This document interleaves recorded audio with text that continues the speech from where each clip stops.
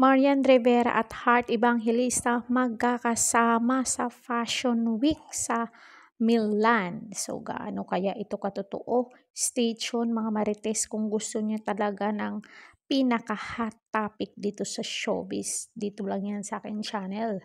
So, kasamang lumipad ni Marian ang asawang si Dingdong Dantes at ang kanyang glam team at first time nilang lahat sa Milan.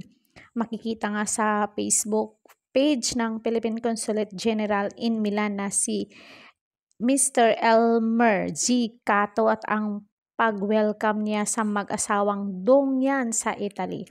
Last night, we got to welcome celebrity couple Marian Rivera and Dingdong Dantes who are visiting Milan for the first time. Bahagi ng caption ni Conjen Cato sa larawan niya with Dongyan. Over dinner, we congratulate Marian and Dingdong for the success of their movie Rewind, which we got to watch on Netflix a few nights ago. It is now the highest grossing Filipino film of all time. Congratulations, Dongyan.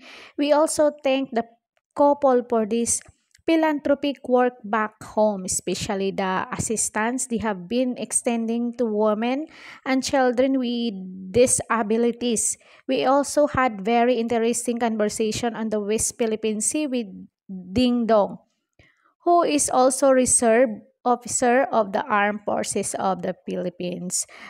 That's the W sign for West Philippine Sea that we were flashing. Kwento ng Consulate General.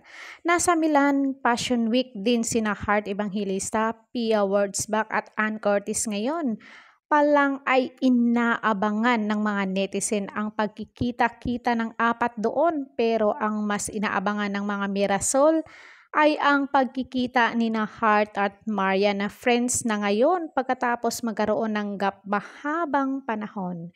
Excited din ang mga netizen na makita ang OOTD ng apat na celebrity sa Fashion Week, especially si Maria na ngayon lang makikita sa ganitong event. At hindi naman natin maikakaila na hindi lang magaling si Marian sa pag-arte, kundi sa pagrarampa din. Hindi yan magpapatalbog, I'm sure.